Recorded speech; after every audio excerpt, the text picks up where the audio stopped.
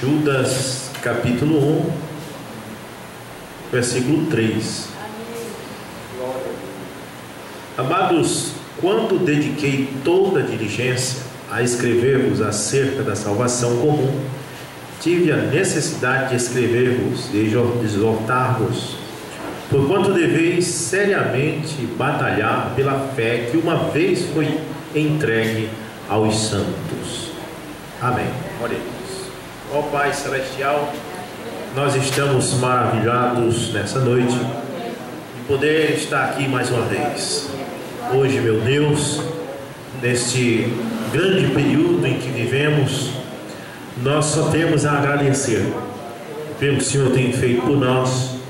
Estamos aqui nesse novo ano, janeiro de 2020, juntos ainda em companheirismo, em torno da palavra, defendendo a verdade de Deus. O Senhor abençoe cada irmão, cada irmã, cada criança, aqueles que nos assistirão pela internet. Que o Senhor abençoe a todos e que o Senhor nos dê palavras, sabedoria divina para dizer algo que possa alimentar as almas dos teus filhos. No nome de Jesus Cristo nós oramos. Amém. Poder sentar. No nome de Jesus Cristo nós vamos falar sobre a fé que uma vez foi dada aos santos. Meus irmãos me mandaram duas novas mensagens, os crentes da Bíblia.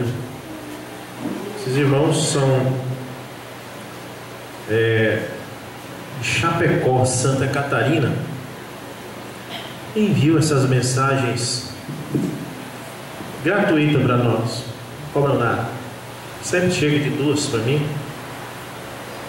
E essa nova mensagem que chegou hoje é: o gafanhoto, a locusta, o purgão e a lagarta. 4 insetos. Estou lendo, estou gostando muito. Amém? E a outra mensagem é perseverança, pregado em 1963 por irmão Brana. E nós, irmãos, temos que ler as mensagens do irmão Brana. Você que é crente da mensagem, precisa ler a mensagem do irmão Brana. Um homem me postou na internet: nós não devemos viver guiados por um profeta morto.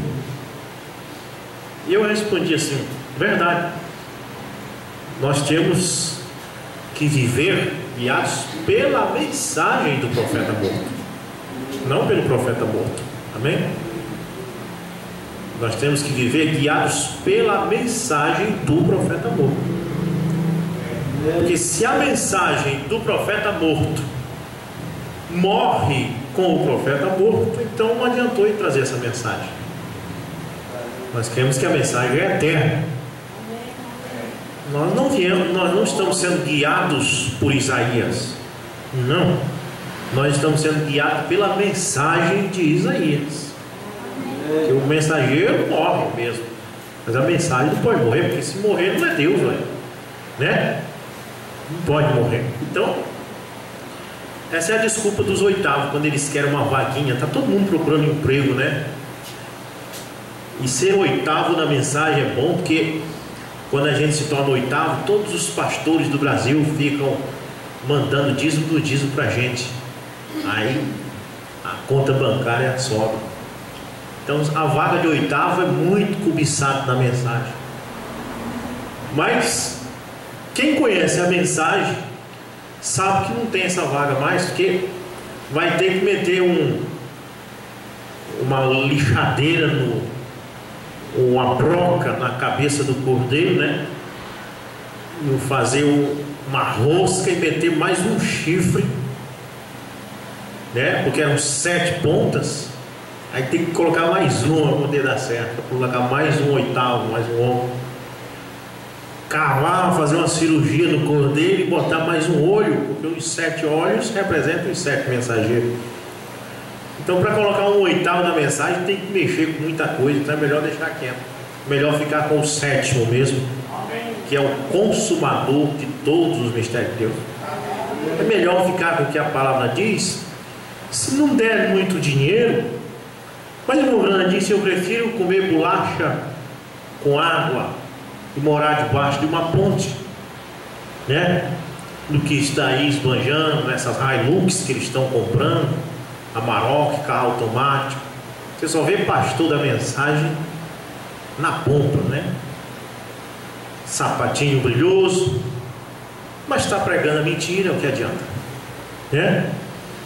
Então eu prefiro o meu Corsa Classic com os pneus careca, que carrega o mesmo tanto de gente que uma Hilux carrega, para nós sair aí para o lado do louro e evangelizar, amém? Mas ficar com o 7º mensageiro mesmo, graças a Deus. Então nós não estamos seguindo um profeta morto, nós estamos seguindo a mensagem de um profeta morto. Aí é diferente. Nós não estamos seguindo Isaías, não, nós estamos seguindo a mensagem de Isaías. Nós não estamos seguindo nós não estamos seguindo Paulo. Paulo está morto, nós estamos seguindo a mensagem de Paulo, amém? Aquelas epístolas que ele deixou, é isso que nós estamos seguindo. Não estamos seguindo Pedro, um morto. Pedro morreu. Nós estamos seguindo a mensagem de Pedro, amém? E nós não estamos seguindo Brana, um homem morto. Não, nós estamos seguindo a mensagem de Brana, e ela está chegando bem aqui com a mesma vida que foi pregada. Você crê nisso? Eu creio, graças a Deus. Então, muito bem. Então, falando de fé, nós lemos o apóstolo Judas, né, falando isso aqui. Olha, Judas, essa mensagem é maravilhosa. O irmão Brana pegou o gafanhoto, a locusta, o purgão, a lagarta. O irmão Brana diz: é o mesmo inseto. Isso está em Joel, né? Joel fala desses 4 insetos. O irmão Brana disse: é o mesmo inseto, porque é a lagarta que se transforma naquele outro inseto lá, que está entre, que eu esqueço o nome, que está entre a lagarta e a borboleta. Depois o mesmo inseto se transforma numa borboleta. Esses insetos que destruíram o evangelho que os apóstolos deixaram é o mesmo. O protestantismo é o mesmo inseto católico. É o mesmo inseto. O catolicismo foi uma praga que deu na lavoura no ano 300, e que depois veio o protestantismo, e estão comendo, deixando só o toco, arrancando o que podem da palavra para tirar dinheiro. É como um garimpo. Eles escavocam até não ter mais nada, nem uma pepita. Você vem na mensagem, as pessoas colocam o quadro do irmão Brana na parede, escreve Tabernáculo Brana lá na frente. Aí o povo da mensagem pensa que isso é a mensagem do Brana. Quando ele entra ali, é mais um inseto para comer e deixar só o toco. E o final disso é só arrancar dinheiro, só loja. Eu não defendo esses grupos da mensagem, eu defendo a mensagem do profeta. Porque a mensagem, eu tenho depoimento de pastores que são rivais da mensagem, depoimento de pastores que são contra essa mensagem, mas disseram: só tem uma coisa, William Brana não pregava mesmo por dinheiro. Isso eu posso afirmar. Procura o vídeo do pastor Moabel da Assembleia de Deus. Ele disse: William Brana vivia numa pobreza extrema, por causa que ele não arrancava dinheiro do povo. O pastor Moabel é assembleano, não é dessa mensagem. Ele é americano. E ele diz: só que esses grupos aí, que se diz da mensagem de Abraão, ele disse, estão arrancando o dinheiro do povo. É verdade. Então, o ministério de Bragança é tentar levar o povo de volta à mensagem do profeta morto. Não ao profeta morto, mas à mensagem do profeta morto. Porque isso que está por aqui no Brasil, esses grupos, são lojas. E eles já estão fazendo como uma denominação. Eles estão tendo uma matriz em vários grupos em cidades, mandando dinheiro para lá. É o mesmo inseto. O que ficou do catolicismo, o luteranismo comeu. O que ficou do luteranismo, os wesleyanos comeram. O que ficou dos wesleyanos, os pentecostais comeram. O que ficou dos pentecostais, vem agora esses grupos da mensagem comendo. É uma lagarta na água, deixando a palavra de Deus soltá-la. Coloca o nome do William Branham lá na porta. Por isso que pode tabernáculo Branham, que aí fica melhor ainda. Aí começa a vender o seu produto, né? O rótulo quer dizer muita coisa. Eles não têm moral, então eles pegam o nome de um que tinha moral e colocam lá.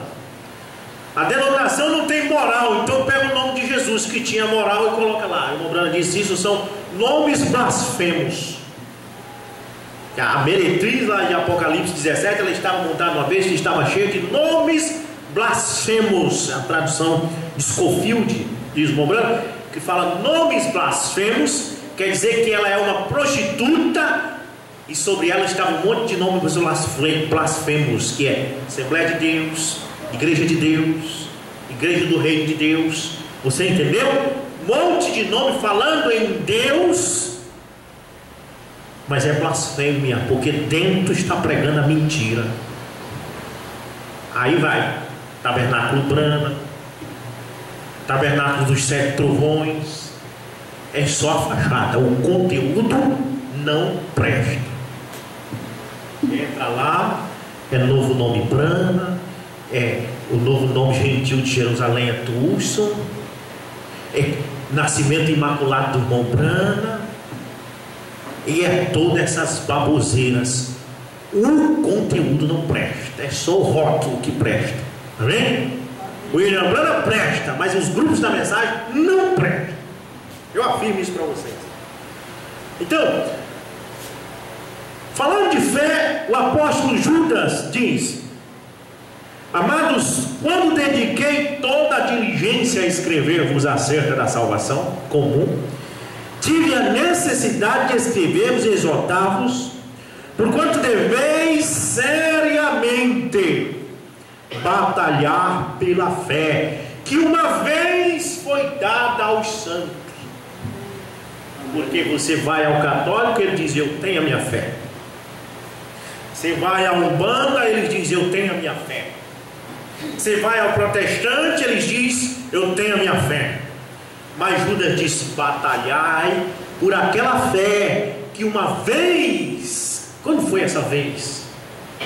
Lá nos primórdios, antes de Constantino, antes de Aniceto, antes de Atanásio de Alexandria. Aquela fé que uma vez foi dada aos santos, aquela fé que batizava em nome do Senhor Jesus Cristo, aquela fé que adorava somente o Senhor seu Deus e somente a Ele prestava culto. Amém? Batalhai por ela.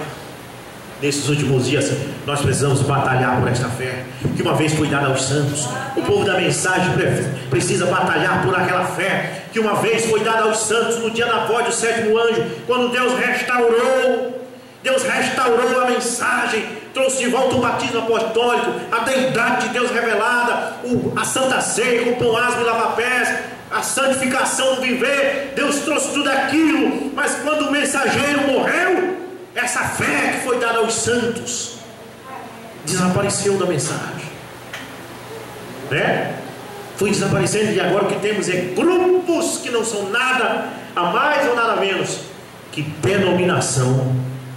Parágrafo 44 da mensagem: o gafanhoto, a locusta, o purgão e a lagarta. Lembrando disso, nenhum esquema feito pelo homem jamais funcionará. Nenhum esquema. A mensagem do irmão Branham só funcionou e só permanece viva. É tanto que ele morreu, ele apodreceu, seus ossos viraram pó, mas a sua mensagem continua viva. Sabe por que ela continua viva? Porque a mensagem do irmão Branham não foi um esquema feito pelos homens. O esquema feito pelos homens não permanece. Até este corpo nosso, que foi um esquema feito por Adão e Eva, quando começou lá atrás, que não era esse o esquema de Deus. Deus fez o homem do pó da terra, mas a serpente ensinou a Eva este caminho de fazer homens por outro esquema. Deus disse: ah, vocês fizeram um homem diferente do que eu quero, então não vai permanecer, vai morrer. E tem que morrer. Por isso que nós temos que ir para o pó, porque isso aqui foi o homem que fez. O homem que fez a geração. Deus fez ali no útero de Eva, mas na verdade não era o caminho de Deus. Então tem que acabar e tem que vir o homem feito por Deus. Por isso é que Jesus diz: tem que nascer de novo. Por que não pode ser esse que nasceu no hospital? Porque esse aí não presta. Esse aí eu não reconheço. Carne e sangue não vai ver o reino do céu. Então nasce de novo, porque só permanece o que Deus faz. Amém? Por que as estrelas permanecem até hoje? Por que os planetas estão cada um em sua órbita até hoje? Milhares e milhares de anos, e o sol nasce, se põe no momento certo, porque foi um esquema de Deus. Mas o homem cria algo e aquilo tende a cair. Eles criam um satélite, eles colocam lá em cima um satélite, e ele funciona lá por muitos e muitos anos. Mas um dia ele tem que cair de lá, porque as suas peças começam a dar defeito, ele envelhece, e então eles têm que lançar ele no mar e criar outro, porque é um esquema feito pelos homens. Mas a lua que Deus fez permanece lá. Amém? O sol que Deus fez permanece lá. Tudo permanece em seu lugar, porque foi o que Deus fez. Então essas religiões aí, não foi Deus que fez. O catolicismo, o protestantismo, esses grupos da mensagem, não foi Deus que fez. Portanto isso tende a acabar. Nenhum esquema feito pelo homem jamais funcionará. Vai ter que ser do jeito de Deus, ou ela nunca viverá, diz o irmão.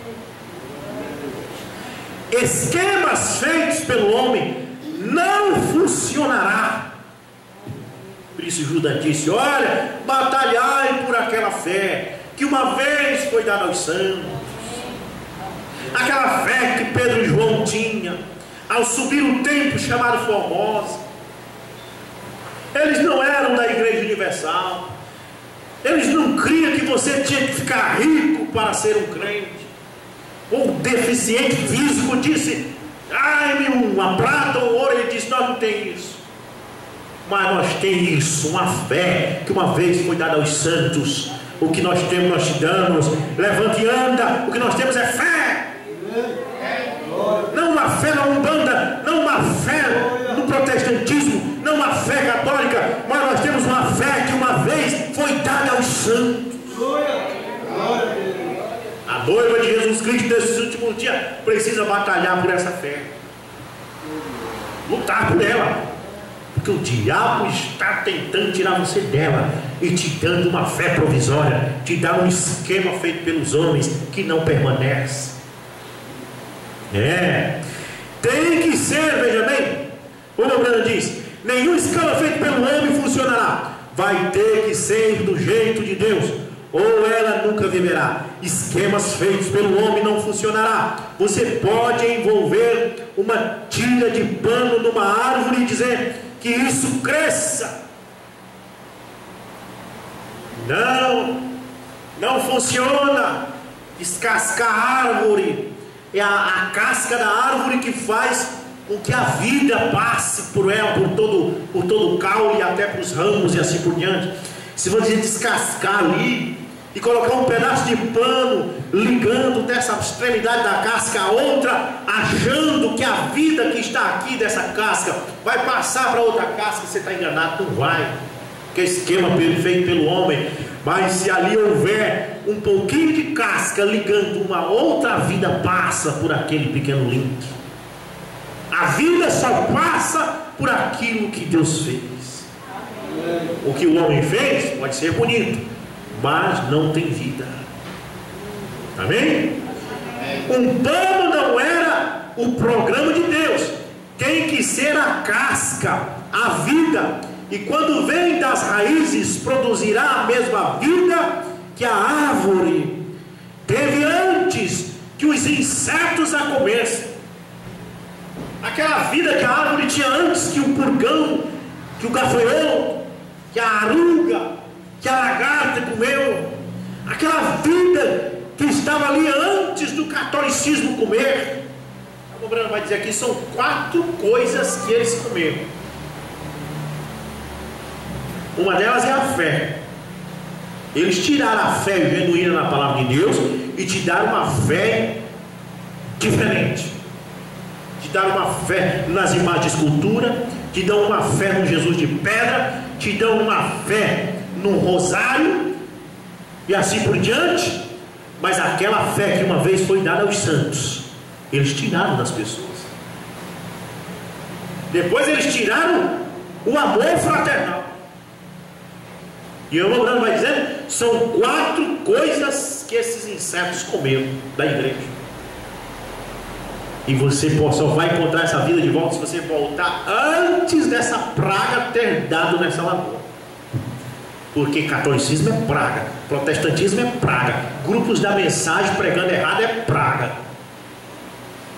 E o pastor Moura dizia assim, a praga tem que ser combatida desde a raiz. Não é de se admirar que não tenhamos campanhas de cura. Não pode ter campanha de cura porque os grupos da mensagem comeram isso.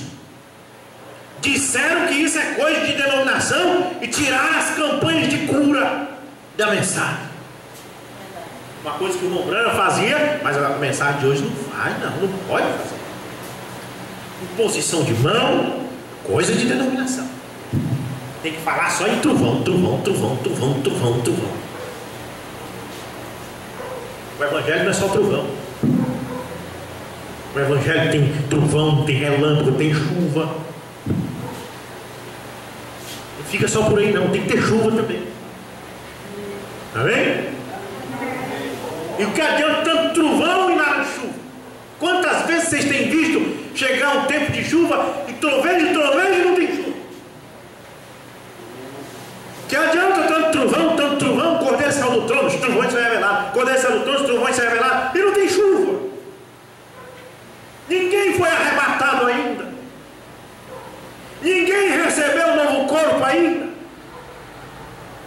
Disseram para mim lá, no dia 1º de maio de 2013, que eu ia perder o arrebatamento porque eu estava deixando esse falso Cristo aí. Mas até agora o arrebatamento não veio nem para eles. Então eu não perdi ainda, porque se nem eles subiram. Então é só papo furado, é só trovão, não tem chuva. O Mão Branco tinha pouco trovão, mas muita chuva. T.L. Osborne que o diga. T.L. Osborne disse, quando ele chamou aquela garotinha surda e muda na frente, eu era acostumado a gritar com os meus ministros. Eu achava que as doenças só deixavam a pessoa se nós ficássemos gritando em volta dela. Se nós ficássemos fazendo trovão, trovão, trovão. Mas quando o reverendo Bruno chamou a mina lá, ele orou e disse, espírito de surdez, sai dessa menina. E quando eu olhei, a menina estava escutando e falando, e eu disse: ué, nós não vamos gritar? Não, não é muito trovão, é chuva. Chuva de bênçãos, chuva, é cura divina, é salvação da alma. O Evangelho é isto. Só trovão, só grito, né?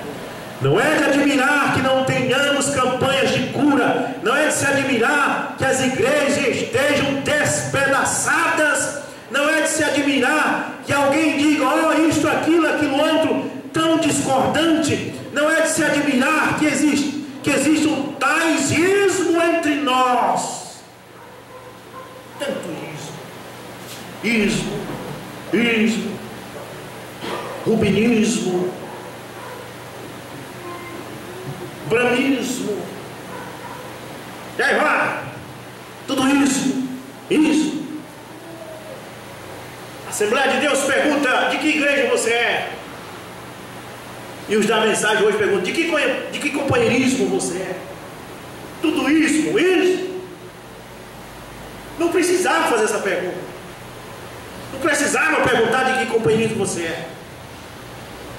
Bastava olhar para o face do outro e dizer: você é um cristão, meu irmão? Sou, então me abraça, pronto. Não quero saber de onde você é. Se você é um cristão, eu sei de onde você é. Você é de Cristo. Mas a praga entrou na mensagem. O que a lagarta deixou, o pulgão comeu. Aí vai. Olha, presta atenção. Tão discordante não é de se admirar que existam tais ismos entre nós, é porque não conseguimos produzir os verdadeiros frutos da paciência, longanimidade, bondade, mansidão, docilidade. A vida foi cortada da árvore, foi tirada a vida, porque tem uma praga na árvore. A árvore noiva que Jesus plantou. Ele disse: eu sou o grão, e eu vou cair na terra, e vou brotar, vou produzir uma árvore. E ele brotou mesmo.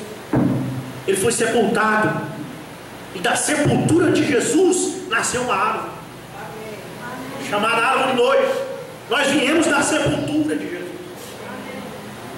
Quando ele ressuscitou naquela manhã de ressurreição, lá em Levíticos 23, verso 9 ao 10, a Bíblia diz que o óleo era movido no dia após o sábado, e aquilo era exatamente Cristo. Um óleo movido, um broto que saiu, o primeiro broto, o primeiro ramo da árvore, saiu da sepultura. Ele disse: eu tenho que morrer para que eu possa brotar. E frondou e ficou linda. E então começou a produzir frutos, e era a cura divina, as línguas estranhas verdadeiras, a interpretação, o amor divino entre irmãos. Eles repartiam o pão entre eles, eles estavam constantemente no templo em adoração, eles adoravam somente ao Senhor Jesus Cristo, e somente a Ele prestavam cultos. A própria mãe de Jesus adorava Jesus. Eles nunca chamaram a mãe dele de Nossa Senhora. Toda vez que falam dela, dizem: nós estávamos reunidos, eu e Cefas e fulano de tal e Maria, mãe de Jesus. Eles nunca diziam: e a Nossa Senhora estava ali. Nunca diziam isso, porque a árvore era pura, genuína, tinha vida. 150 anos depois, eles começaram a dizer diferente, porque a praga tinha andado na lavoura. Eles começaram a dizer que o pastor, que o bispo, era chefe dos pastores locais. E um deles, chamado Aniceto, foi para Roma e disse: olha, eu sou bispo dos bispos. Vocês são pai do povo espiritual, que o povo chame vocês de pai. E pai em latim é padre. Então, gente, chama o pastor de vocês agora, não mais de pastor, não mais de ancião local, chamem ele de padre. E o povo começou a chamar o pastor local de padre, que quer dizer pai. E Jesus disse: a ninguém chameis pai, porque só um é o vosso Pai espiritual que está no céu. Mas mesmo assim disse: não, é para chamar de pai. Como se não bastasse, Aniceto foi lá para Roma e disse: agora eu sou o pai dos padres. E pai dos padres em latim é pater patrius. Aí nós vamos abreviar pater patrius para papa. Eu sou o papa. A praga chegando, destruindo a árvore que Jesus plantou. Aí pronto, vai colocar a Santíssima Trindade, a adoração de Maria, o coelhinho da Páscoa, e a praga foi entrando, e os protestantes chegaram e comeram o resto que os católicos deixaram, e foram dando praga. Mas veja bem, o Brando diz: a vida foi cortada da árvore, e nós nunca a traremos por meio de credos. Você quer que a noiva seja restaurada? Você quer que a árvore noiva volte a ter vida? Por meio de credos não vai conseguir. Por isso que o Mombrana disse: esta mensagem tem durado por todos esses anos e nunca tem se denominado. E ele disse: no dia em que vocês, crentes desta mensagem, colocarem um homem no lugar do Espírito Santo para liderar vocês, nesta hora vocês morrerão. Está tudo morto. Todos esses que têm um pater patrium, um pai dos padres, um pastor dos pastores, está morto.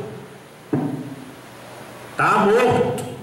A vida foi cortada da árvore. Nós nunca traremos por meio de credos de alguma tira de pano ou qualquer outra casca substituta. Vai ter que ter o poder de Deus todo poderoso para trazer aquela árvore crescer de volta à sua condição. Jesus não disse, e as escrituras dizem: tem olhos e não podem ver, tem ouvidos e não podem ouvir. Eles não conseguem, e ninguém pode vir a Deus ou a Cristo até que Deus lhe revele. E Jesus diz isso para os discípulos lá, na hora que os olhinhos de Pedro se abriram, e ele percebeu que Jesus não era aquele homem que eles pensavam, um líder militar, que era o que eles pensavam que Jesus era. Os apóstolos pensavam que Jesus era um líder militar. Deus enviou este homem como enviou Davi. E eles perguntaram para ele: quando é que tu vais restaurar o reino de Israel? Em outra ocasião tentaram pegar ele e aclamar como rei, e ele fugiu deles, porque todo o tempo aquele povo acreditava que Jesus era um líder militar. Vamos colocar Jesus como rei no lugar de Herodes, e ele vai levantar um exército, vai expulsar os romanos, e nós vamos ter nossa Judéia de volta. Esse era o pensamento das pessoas daquela época. Tentar fazer isso. Tentaram pegar ele. Quando ele percebeu que queriam fazer dele um político, a Bíblia diz que ele fugiu deles. E os discípulos também disseram: Senhor, quando é que tu vai restaurar o reino de Israel? Em outras palavras, quando é que tu vai derrubar Herodes do poder e ficar no lugar dele, para nós expulsar os romanos, e o Senhor fica como rei e nós somos teus súditos? Fica tudo beleza, nós somos tudo judeus. Jesus disse: vamos para Jerusalém. Está tudo errado, vocês não estão entendendo nada. Vamos para Jerusalém até que o Espírito Santo desça em vocês. Aí vocês vão entender o que eu quero dizer. Aí eles foram para lá. Aí o Espírito Santo desceu. Aí eles entenderam que o reino era espiritual, que era a vida eterna. Amém? Mas Pedro teve essa revelação. Ele disse: quem diz os homens que eu sou? Temos dizendo que tu é Elias, ou um dos profetas, e assim por diante, um líder militar, um filósofo. Se vocês, será possível que ninguém tenha revelação? E vocês? Pedro diz: tu é o Cristo, o Filho do Deus vivo. Opa, achei um, é aí que eu vou fundar minha igreja. Vou fundar minha igreja aí, não em credo, não na política, não em sistema eclesiástico, mas vou fundar minha igreja nesta árvore que tem vida. Olha, por que aquele povo não viu que ele era o Cristo? Achavam que ele era um líder militar? Porque a Bíblia diz que eles tinham olhos e não podiam ver, tinham ouvidos e não podiam ouvir. Amém? Glória a Deus. Olha, parágrafo 47.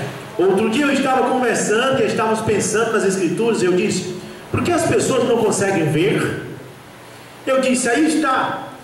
E me ocorreu em pensar que não importa quão claro seja, o quanto as Escrituras ensinem, você nunca conseguirá ver até que o próprio Deus lhe mostre. Você pode fazer um estudo, sentar numa mesa, abrir a Bíblia e explicar para a pessoa como você quiser. Esses vídeos nossos que vai para a internet não é para todos. Só vai entender aqueles que Deus quiser que entendam. Aqueles que Deus quiser abrir os olhos para ver, porque os judeus, eles eram letrados, eles eram grandes homens, eles eram filósofos, eles eram príncipes, e eles não puderam ver. Mas teve um pescador que conseguiu ver, um coletor de impostos que conseguiu ver, teve uma prostituta que conseguiu ver, teve uma mulher samaritana vivendo com o marido de outra que conseguiu ver. Hoje nós temos teólogos que não conseguem ver, nós temos pastores dessa mensagem que não conseguem ver, mas nós temos vendedor de melancia que consegue ver, nós temos caçadores que conseguem ver, nós temos apanhadores de caranguejo que conseguem ver, nós temos comedores de turu que conseguem ver. Por quê? Isso não é para o que corre atrás, mas é aquele que Ele quer dar. É graça, irmão. E graça significa favor não merecido. Aí está. E me ocorreu em pensar que não importa quão claro seja, o quanto a Escritura ensina, você nunca conseguirá ver até que o próprio Deus lhe mostre. Lá em Atos capítulo 2, os que convertiam, a Bíblia diz: e acrescentava à igreja todo aquele que Deus queria salvar. Depois que eu li esse versículo, eu descobri que eu nunca ganhei alma para Deus. Eu nunca ganhei. Você nunca ganhou. Eu vim descobrir com esse versículo que quem ganhou você foi Deus. Pois diz: e acrescentava à igreja todo aquele que Deus queria salvar. Se Ele não quiser salvar, Ele não te traria. Então diga glória a Deus, porque Ele quis me salvar. Glória a Deus, porque Ele quis que eu visse. Glória a Deus, que Ele, veja, teve uma vez um homem doente de lepra que chegou para ele e disse: mestre, se tu quiser, olha só o que ele disse: se tu quiser, tu podes me fazer limpo. O homem todo leproso. Se tu quiser, se tu não quiser, tu não faz, mas se tu quiser, tu pode. O que foi que Jesus disse para ele? Jesus disse: quero, segue limpo. E o homem ficou limpo da lepra. Ele quer, Ele quis te salvar. Senhor, se tu quiseres, tu podes me salvar. E Ele disse: eu quero te salvar. Deixa o teu inimigo dizer que tu vai se perder como ele quiser. Foi Deus que quis te salvar. O importante é Jesus. Amém? O importante é Jesus. Quando alguém disser para você que você não vai se salvar, vá com Jesus e diz: Senhor, se tu quiser, pode me salvar. Ele vai dizer: eu quero. Amém? Eu quero te salvar. Eu quero te curar. Amém? Eu quero te ressuscitar no último dia. É Ele que quer, e ninguém passa por cima disso. Aí está. E me ocorreu em pensar que não importa quão claro seja, o quanto a Escritura ensina, você nunca conseguirá ver. Olha só, você nunca conseguirá ver até que o próprio Deus lhe mostre. Não importa quão claro esteja, toda a Bíblia está construída, e a igreja toda do Deus vivo está edificada sobre uma revelação espiritual da palavra. porque Abel ofereceu um sacrifício mais excelente do que o que Caim? Aí está, irmão, isso começou com Abel. Deus abriu os olhos de Abel na hora de fazer o sacrifício, o holocausto. Todos os dois criam em Deus, tanto Abel que era bom, como o Caim que era mau. O Abel era de Deus, o Caim da serpente, mas todos os dois adoravam a Deus. Pare com esse negócio de achar que os que são do diabo, eles são aquele povo lá da igreja de Satanás, os Illuminati. Não, pare com isso, esses lá são os perturbados da mente.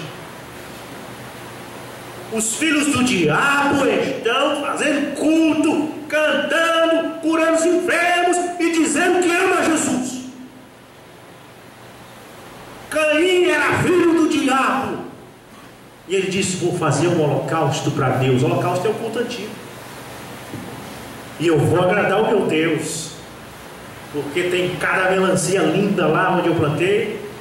Vou partir ela assim no meio, abrir as duas bandas, ficar bem vermelha.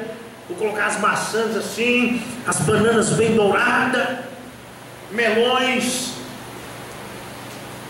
Mas na hora que Deus olhar, Ele vai ficar muito feliz.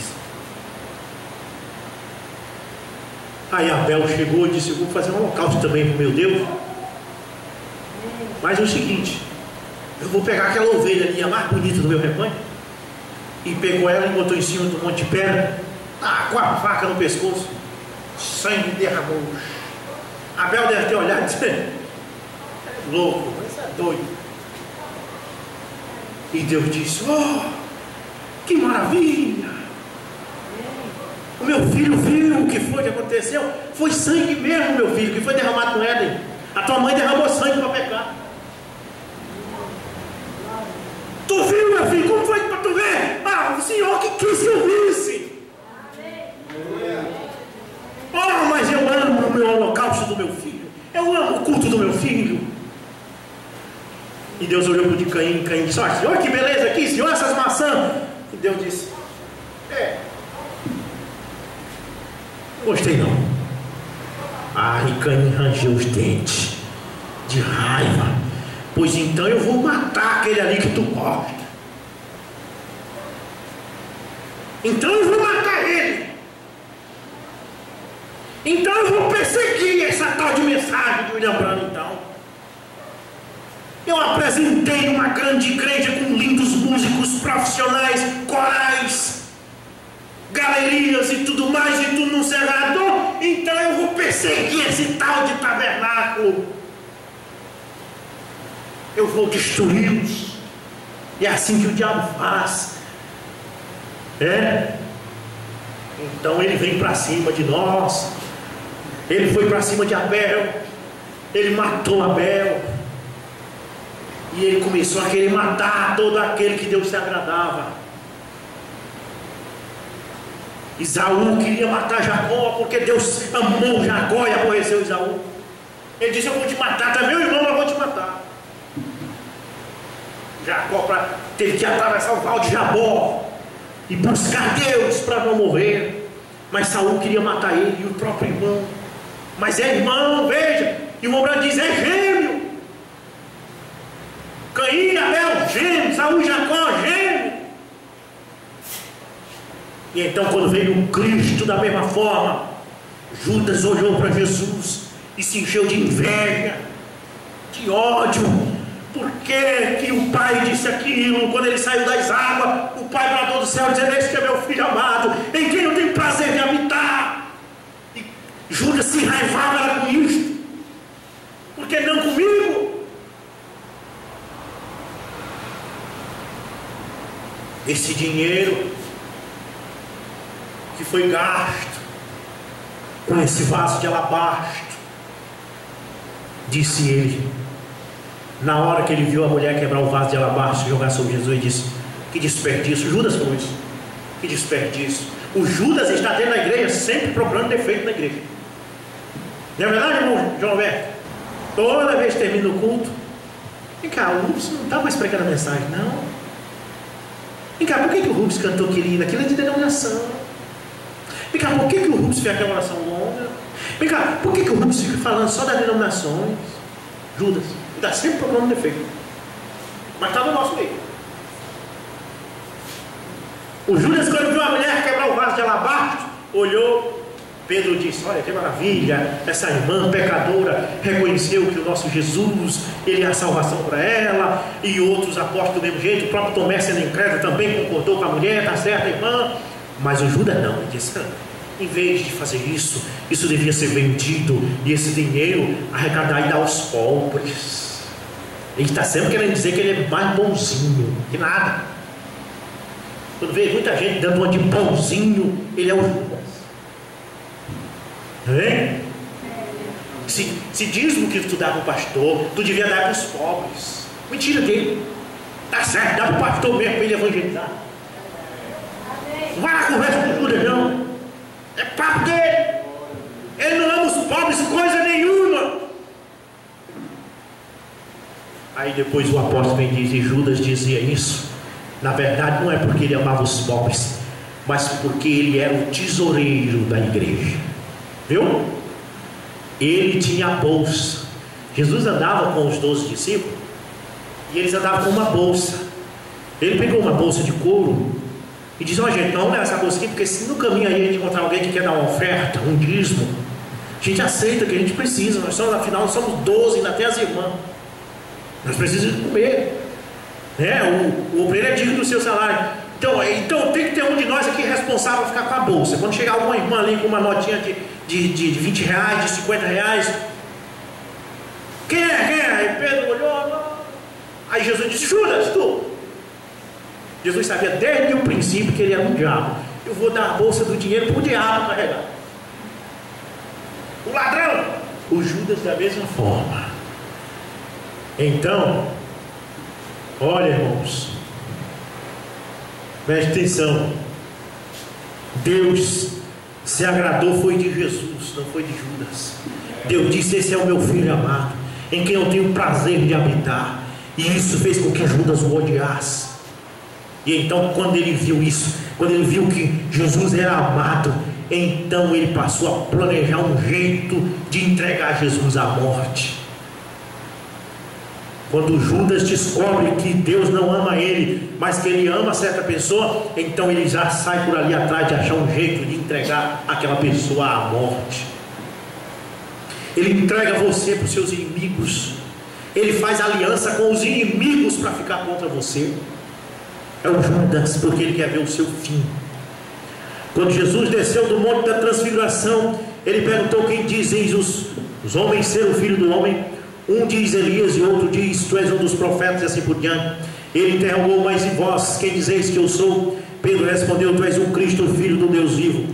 Ele declarou: bem-aventurado és tu, Simão, filho de Jonas, porque não foi carne e sangue que te revelou isso.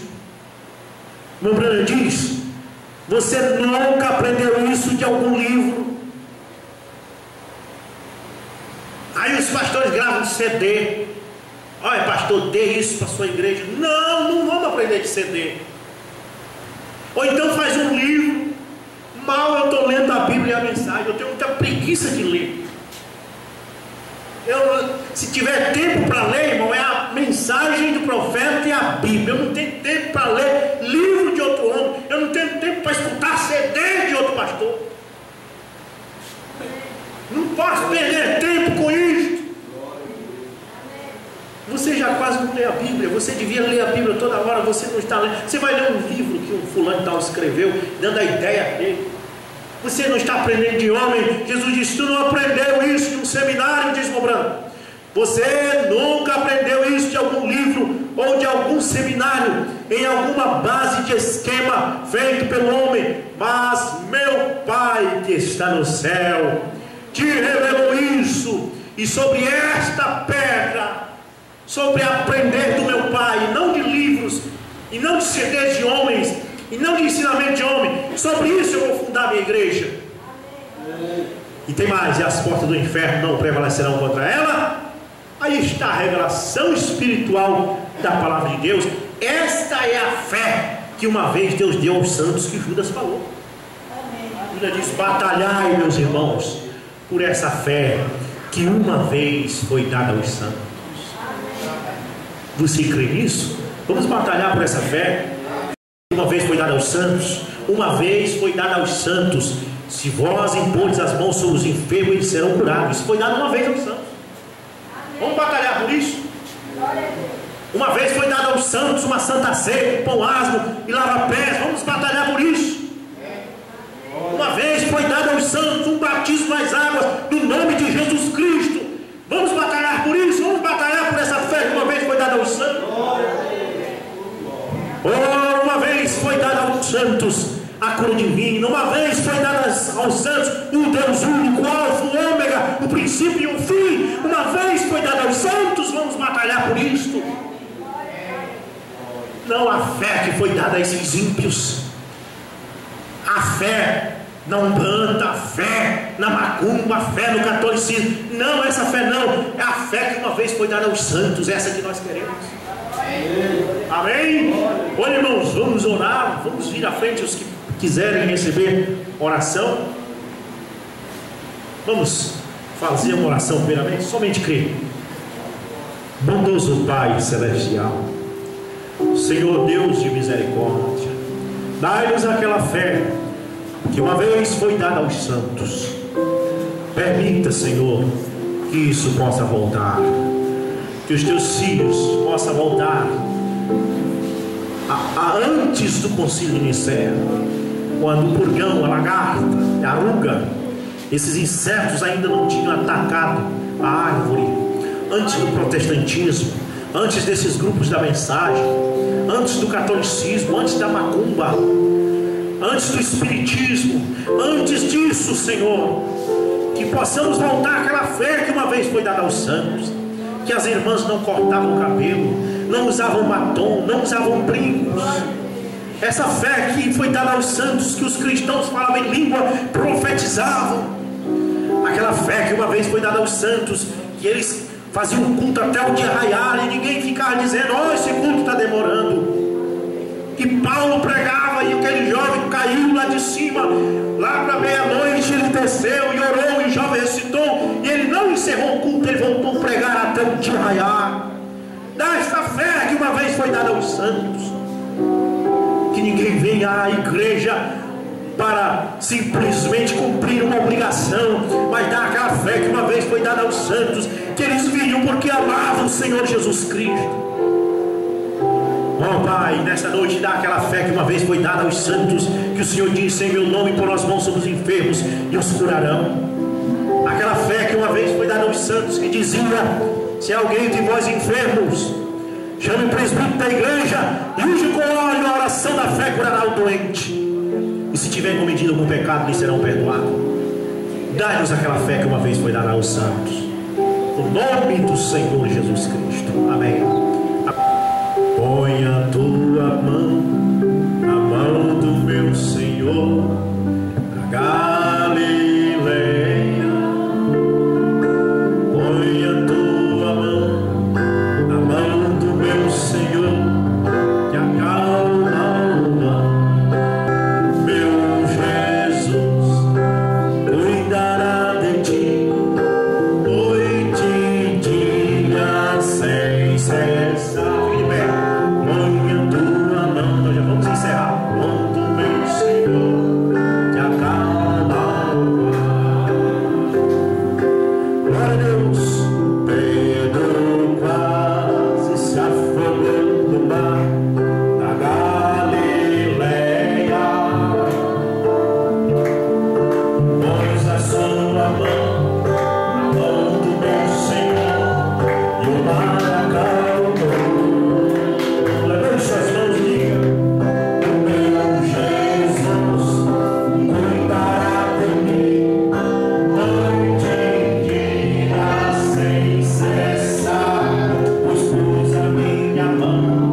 Na mão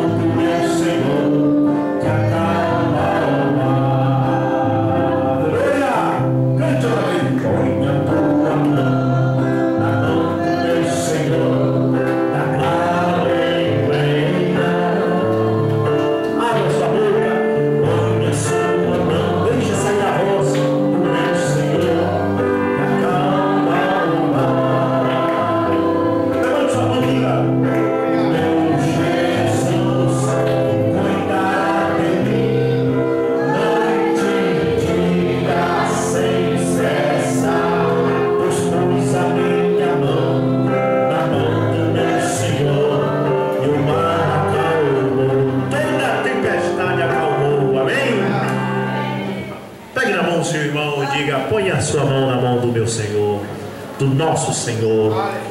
Amém? No nome de Jesus Cristo. Quinta-feira, culto de oração. No nome do Senhor. Abençoe a todos.